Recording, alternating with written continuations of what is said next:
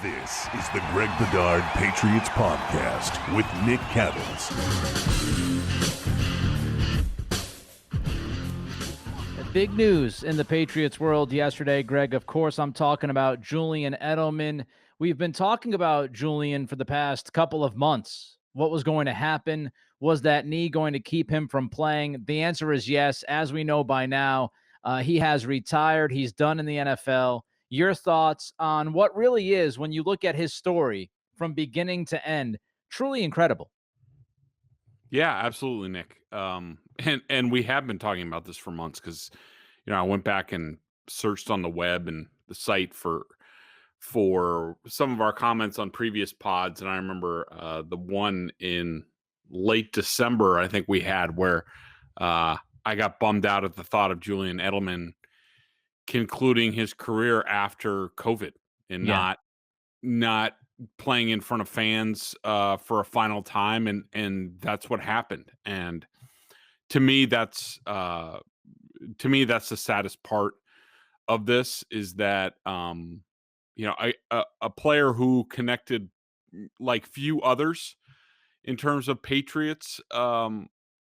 He had a knack for connecting with the fans, whether it was through social media or just in generally with his play. I just think that, Wes Welker was certainly a guy who a lot of people rooted for, but he was a guy who started elsewhere in his career with two other teams before coming here.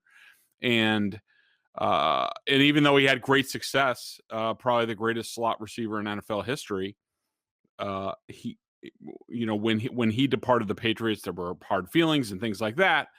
But with Julian, he was the ultimate underdog story, from being a quarterback at Kent State, being very lightly recruited. He had to play at College of San Mateo for a year, to going undrafted, to hanging on to the roster, to the multiple injuries that he had earlier in his career. And it's funny to think, Nick, and I made this point in my column, if you would have told anybody around the Patriots, and including Julian and his camp, say in early April 2013, that Julian Edelman would go on to have a career where, for some people, he's a borderline Pro Football Hall of Famer, people would be like, you're freaking insane. Because at that point in 2013, the Patriots weren't done with Julian Edelman, but they were just like, okay, well, we'll see. Because what happened was that was the year that Welker walked, that the Patriots, it was the year after his whole franchise tag debacle. And as soon as, before even free agency started, the Patriots had Julian Edelman was a free agent. And this is what they thought of him at the time, that their first move of free agency was to sign Danny Amendola to be the starting slot receiver for decent money. And Julian Edelman, they were just like, all right, well, go find something and maybe we'll do something. This is a guy who visited the Giants, got an offer, almost signed there, and instead took a 1-year, very cheap deal with the Patriots just to come back here to be Danny Amendola's backup.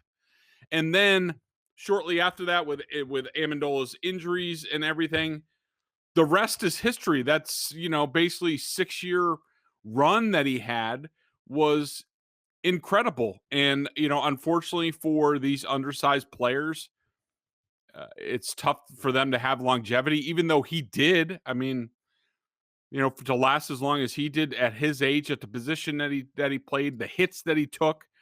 I think this is big. What he did was almost akin to what Brady's done at the quarterback position. And at the end, the knee just couldn't do it anymore. And he had to retire. And it's a shame that he didn't have his day in front of the fans. He will have many days in front of the fans coming up. I'm sure he's not going to go very far, and he's going to be around as an ambassador and a Patriots Hall of Famer and things like that.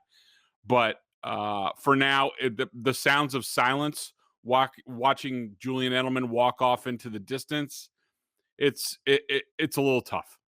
It is. It's absolutely tough. And we talked about that. I believe I brought up Andrew Whitworth, who was, at the time, he got carted off the field, and he's a guy that's been playing forever. And I thought about the idea of, Edelman not having that moment, walking off the field with helmet in hand, hearing the crowd, understanding that that was his final moment. But honestly, Greg, this is what happens to most guys in the NFL. Yep. This is the nature of the game, and it is brutal. It lets you know when you've got to go. And not a lot of guys get to end it on their terms. They're forced to leave the game, and Edelman is just the latest guy to be forced to do that. A couple of other thoughts.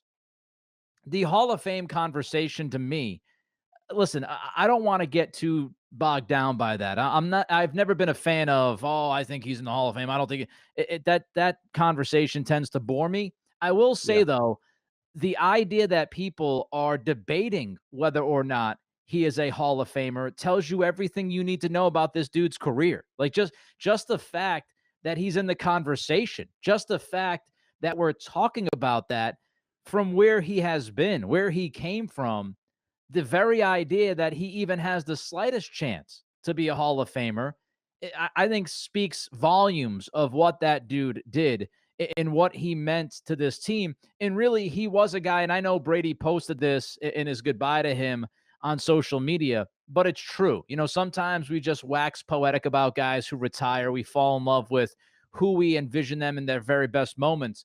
But really, when this team needed him the most, he showed up. You know, he had some of his biggest moments in the biggest games when they absolutely, no doubt, needed him to be there for Mhm. them. And I think to go back to the Wes Welker comparison, Wes Welker, whether it's fair or not, will always be remembered for the drop against the Giants. You know, when he had the chance to have that biggest moment, it could have been a better throw. There's no doubt by Brady. But, you know, people will remember Welker for that moment and say, man, he just came up short when they needed him. When you think about Edelman, you think about the catch against the Falcons. You think about the touchdown against the Seahawks in that Super Bowl. You think of so many big moments in what this guy was able to accomplish. It was, like I said, it truly was an incredible career. And it's not just because he was a Patriot. You look around the league, people were tweeting this out yesterday, how much this guy meant to the league and how much he meant to, other receivers. I saw A.J. Brown tweet out how, he meant so much to his career. So Mhm. going from quarterback in college to, what he has become and what he will be remembered for. And one last thing I want to bring up too. I'm just glad he retired, and I'll tell you why. I hate, as a sports fan and as a media member, I hate when guys try to stay too long, when their Mhm. bodies are broken down and they have so much pride and love for what they do, they can't look in the mirror and say, "You can't do it anymore. You can't do it anymore, Julian." And I'm glad as a fan that I don't have to watch Julian Edelman drag his leg through a season in hopes of having that moment that he didn't have because of COVID.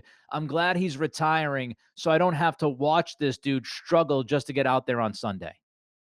Yeah, I agree with you. And a couple side topics, and I wasn't going to mention this, but um, well, there's a couple things I wanted to mention, and I had part of this in my column is, I think one of the things that I'll remember about Julian from covering him just about his entire career, because I got here in 2010, um, was he was similar to Brady in that there were a lot of similarities to Brady in terms of his, work ethic and, just being maniacal about, always getting better and the competitiveness and things like that. But Edelman never, ever, and maybe 2013 was the reason and everything. He never felt comfortable with his place on the team. He never felt comfortable to be, overly helpful to the media in terms of, information and other things. And he just, and an offshoot of that was he was never a captain, as far as I recall, with the Patriots. And in a lot of ways, you could be critical of a player. You're like, well, how come he's not a captain? I mean, he's been around forever, things like that. And I don't think it was about Julian being selfish. I think it was about Julian being, he's like, I got enough to worry about just on my own plate. And he came to work. I think a lot of times he even brought a briefcase with him, if I remember correctly. And, he just came to work and he punched the clock and he's like, I got enough to worry about than I have to worry about other people.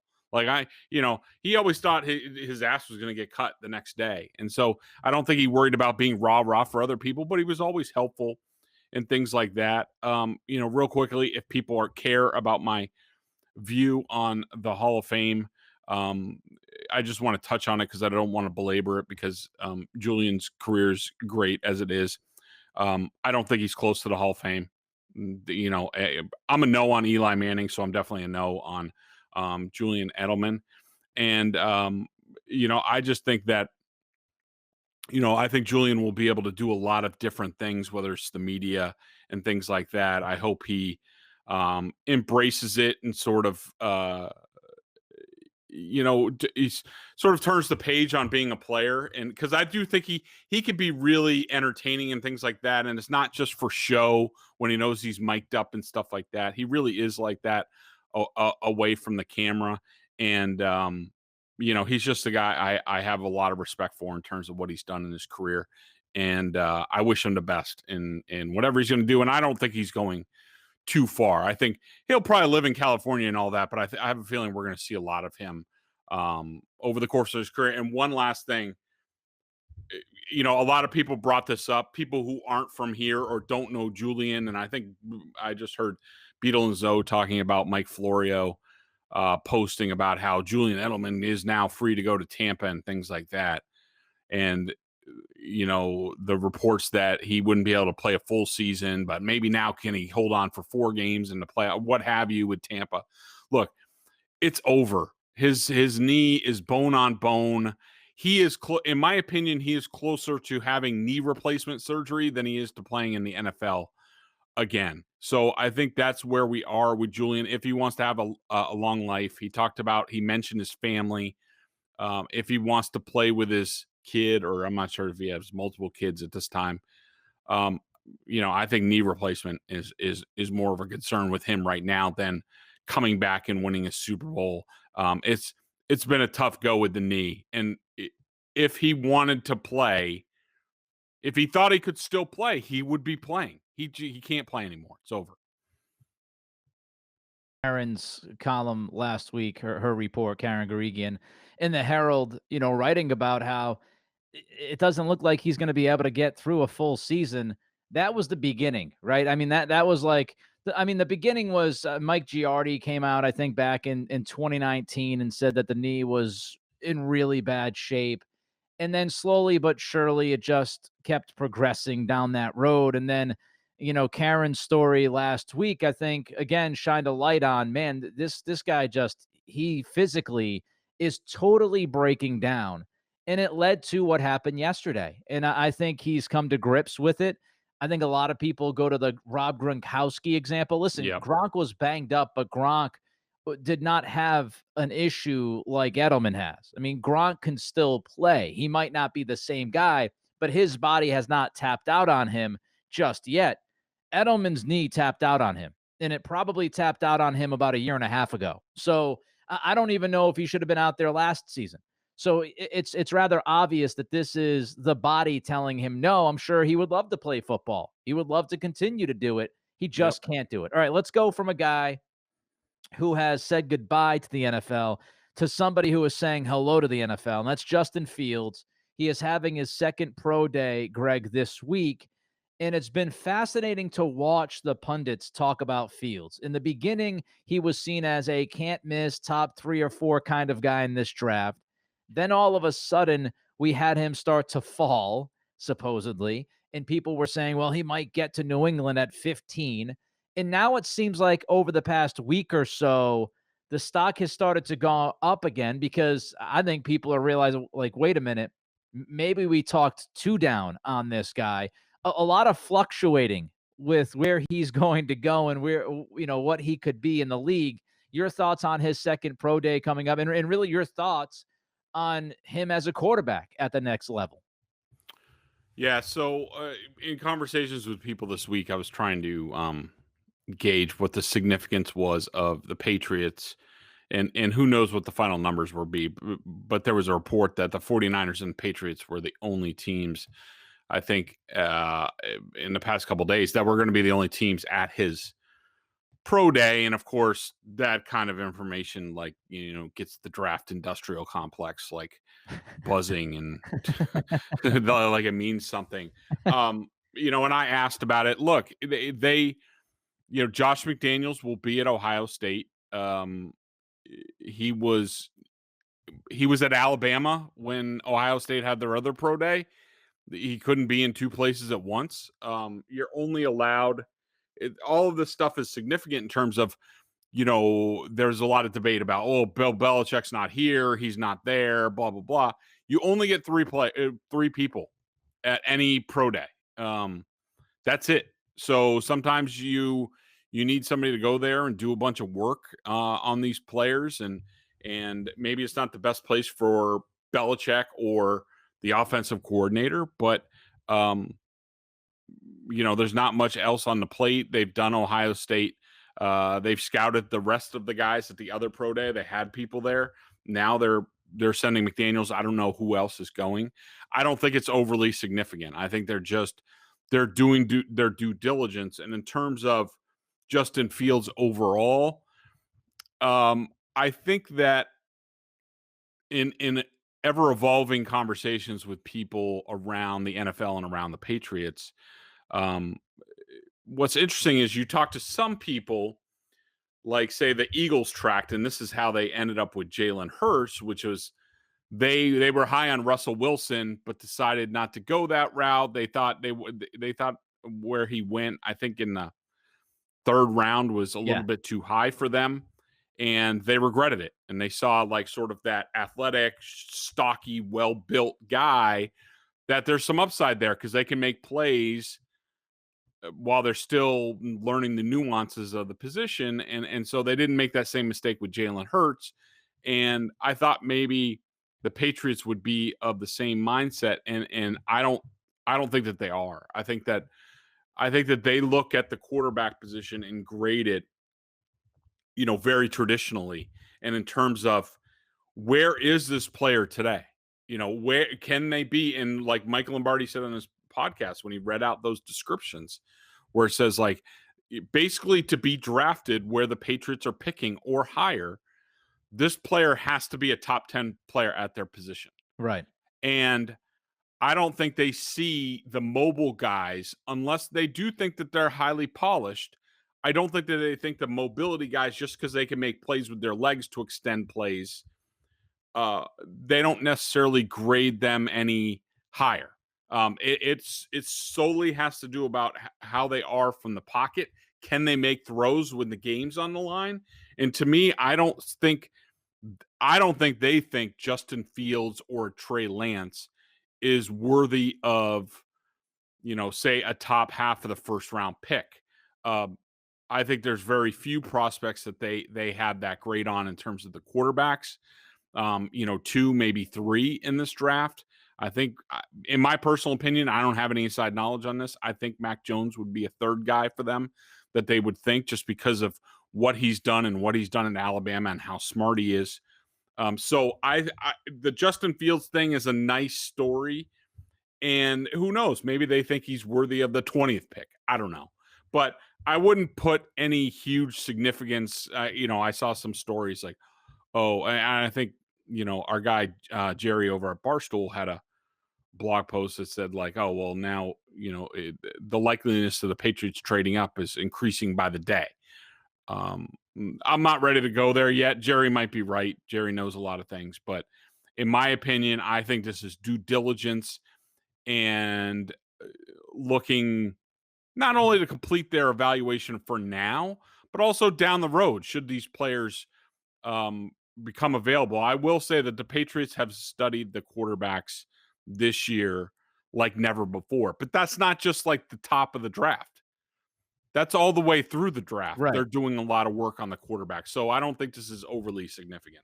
I will say you've been very consistent. Whether you end up being right or wrong, I don't know, but you've been very consistent talking about the quarterbacks and this draft. You've been a wet blanket for the people hoping that there will be a big dramatic move up the board the Patriots will be there in the 4th spot and they'll draft You've been the wet blanket from the beginning about that scenario. You've said the entire time, listen, maybe they draft somebody late in the 1st round, possibly, maybe they move back, maybe they move back in and draft somebody late 1st round at that position. But you've mentioned the guys like Davis Mills, you've mentioned the guys like Kellen Mond, and said, hey, it's probably more likely the Patriots, if/when they draft a quarterback in a few weeks, it's likely to be those guys and not what a lot of dream scenarios for fans are currently. So you've been very consistent. Again, we'll see if that plays out the way Yep. you've been talking about it. One more thing I want to talk about before we get to your draft pick here, what you think the Patriots are going to do at 15. I want to talk about Belichick because Belichick turns 69 years old, nice, on Friday.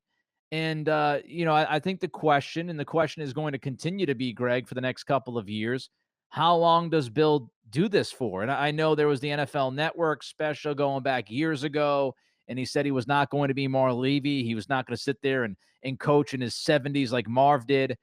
Your thoughts right now as Belichick gets closer and closer to 69, which means he gets closer to 70. He turns 69 on Friday. Your thoughts on Belichick right now, how much he still loves the game, and how long do you think he can keep doing this for, or at least how long do you think he wants to keep doing it for? I think as of today, I don't think there's any end in sight, Nick. I think, look, could he wake up tomorrow and say, I don't want to do this anymore? Yeah, but I think he's been able to, and some people will be critical of Belichick for this, and will say, like, well, now, you wonder why they can't draft anymore and they got to, spend $800 billion in free agency to compete this year. I think he's, and I give credit to his girlfriend Linda Holiday for this.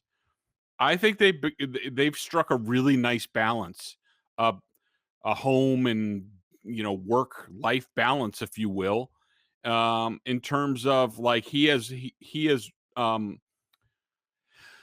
he has been able to detach. Like, he has realized, like, you don't have to be in Foxborough 12 months out of the year to work on football. You can be in Palm Beach and you can be in Aruba, or you can do this and you can still get work done. And they spend a lot of time on Nantucket, and I think that's really, in my opinion, I think that's the thing that's given him longevity in his career. I think if he stayed on the same workaholic, no days off type of mentality, I don't think he might be done by now. But I think because Linda has been able to influence him and get him to say, you know what, Bill, you can work on your computer from, the Palm Beach airport, and instead of, Foxborough, you don't have to be there. You don't have to bring your people in all the time.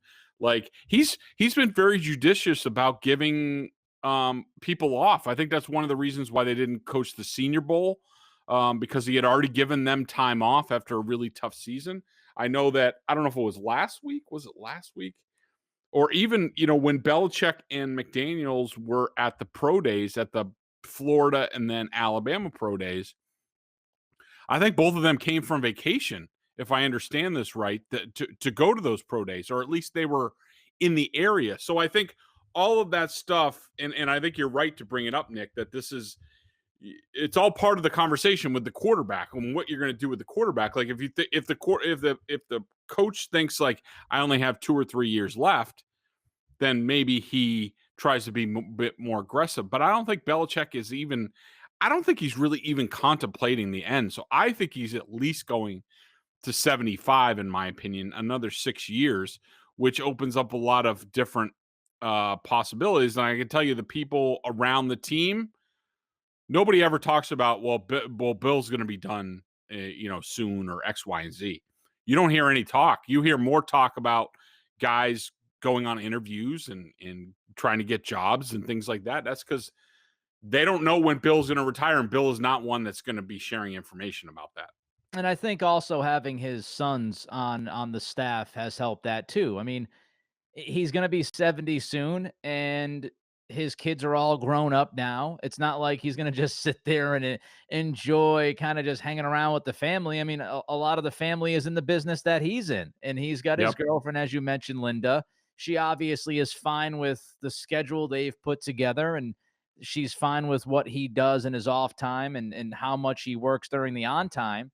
And really, I mean, if you love what you do, then why leave it? If you're happy doing it and the people around you are happy that you're doing it, the only thing would be if the game passes him by. And, we'll see. You and I have talked about that before, about how Shula aged out of the game. We'll see if the same thing happens with Belichick.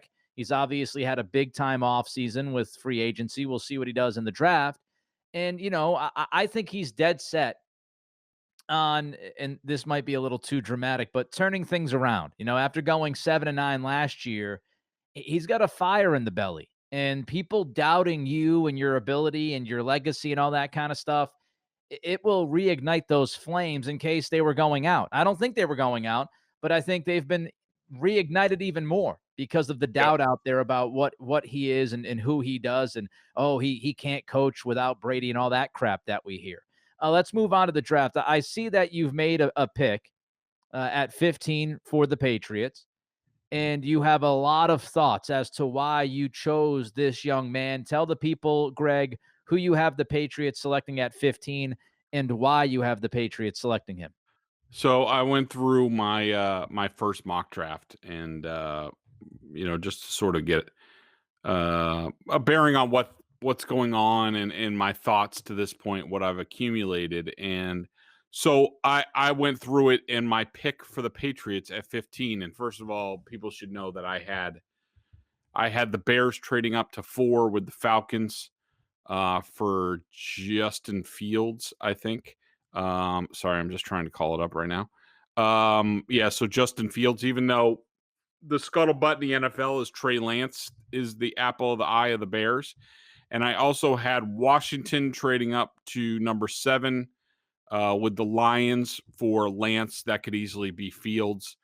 Most people you talk to in the league think that, all 5 quarterbacks will go in the first, at least 15 picks, if not top 10 picks. And if I had to wager right now, I would say the 5 quarterbacks go in the top 10. I just think that you look at the Bears and Washington, they're much more desperate for quarterbacks than the Patriots. In terms of, we might think that they're desperate for a quarterback and not happy with Cam Newton, but I don't think the Patriots view themselves that way. And they're never going to admit or even appear to be desperate ever when it comes to anything in free agency or especially the draft. So I had all 5 quarterbacks gone, and on the clock at 15, staying there.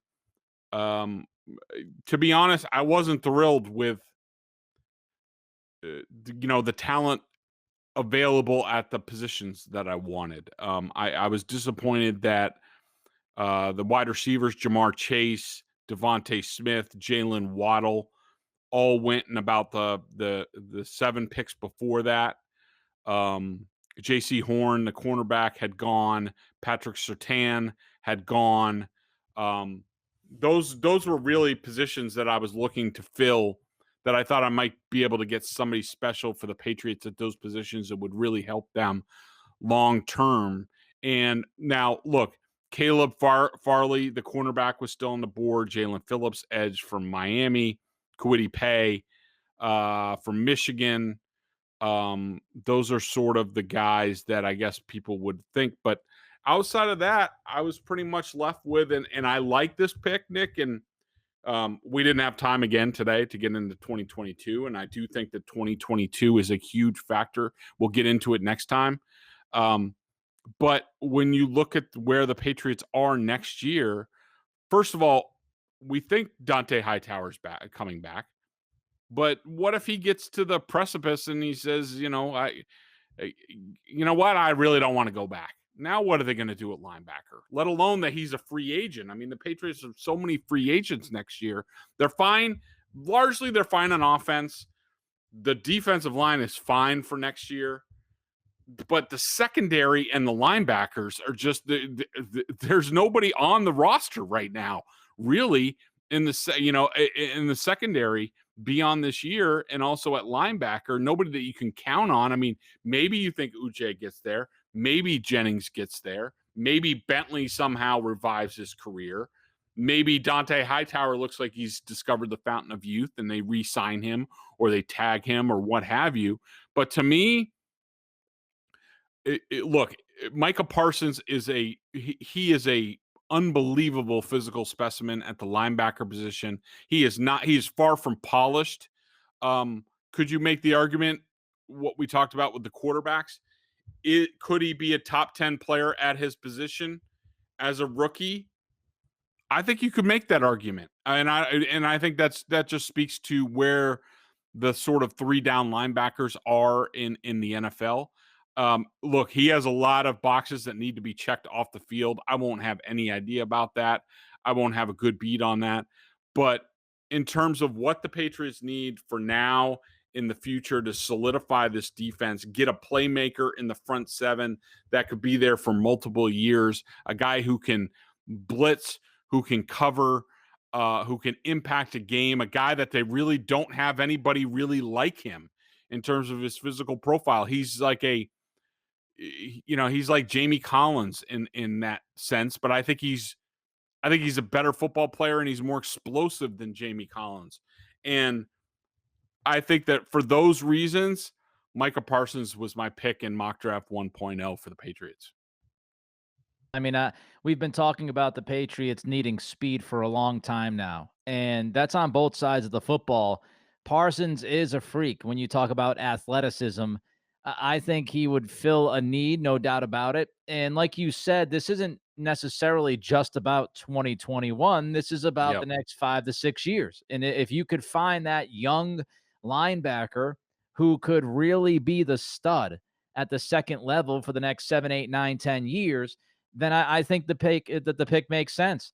We'll see. We'll see what they do. I wonder if Waddle might slide a little bit. I've even seen Devontae Smith in some mock drafts start to slide a little. I don't think there's a chance that Chase is there. There's no chance that Pitts is there. I think, a guy, Caleb Farley, that you mentioned is very interesting. He's had back surgery. He opted out last year. A solid, really good, maybe with the potential of being a shutdown kind of guy at cornerback out of Virginia Tech. That would be interesting. It depends on the medicals. And as you did mention, it'd be interesting to see where Parsons falls because it's not necessarily on the field. It's off the field with him. There are some question marks. And like you said, those are the things that we can't do. I mean, I like Dwayne Haskins coming out of Ohio State. I thought he'd be a good NFL quarterback. I didn't know he would be going to strip clubs after losses during the global pandemic. Like, you don't know about these guys. I don't sit down across from them and have interviews with them. So it'll be interesting to see if Parsons does check those boxes off the field. Let's jump to the BostonSportsJournal.com member question of the day. For $39.99, 11 cents a day on their annual plan, not only do you get top-notch analysis of all the Boston pro sports, but if you're a Patriots junkie, then a membership at BSJ gives you access to a ton of video analysis Bedard does on the coach's film and direct access to him in weekly chats. Matthew, RG4. I see what you did there, Matthew. A little play on the RG3 thing. Greg, could you give us some insights into Jacob Dolegala? Is that how you pronounce it, or is it Dogala? I don't know. I couldn't tell you. I think that tells you a lot about the insights of Jacob Dogala. I really like the tape so far on this kid, and I think this under-the-radar pick by Belichick might be a strong option to start later this year at quarterback. Okay, so Matthew, I appreciate the question. I appreciate the passion. I appreciate the attention to detail on the depth of the Patriots depth chart, on the lower reaches of the Patriots depth chart. It reminds me, this is a question that I would get straight in Green Bay from Packers fans who care more about the third string fullback than most teams care about their quarterbacks. So I appreciate that. That being said, I don't have many thoughts. I don't have many insights on Jacob Dolegala, and I will tell you why. I have never, ever heard one person associated with the Patriots, and we discuss quarterbacks a lot Yeah. around this team. I have never heard one person, any of my sources, ever bring up his name. He's a guy. He's a camp arm. I know that he's 6'7", and I think he has some nice intangibles. And who knows? Maybe he could hang on and be a backup and be a spot starter. But for a team that's in desperate need of a starting quarterback, I don't think he is anywhere near on the radar. And we'll see how long he is for the roster. I just don't think there's much there. All right, but we gave you a lot. Other than the Jacob Dolgala non-breakdown, we did give you a lot in this episode. Julian Edelman retires, an incredible career. Justin Fields, in or out for the Patriots. Belichick, how long does he have left? And, of course, we've got mock draft 1.0 by Greg, having the Patriots select Micah Parsons, linebacker out of Penn State, at number 15. There's so much more to talk about with this team as we get ready for the draft. But for now, we're done. He's Greg. I'm Nick. Greg Bedard Patriots podcast with Nick Cattles. Subscribe, rate, and review. We'll talk to you soon.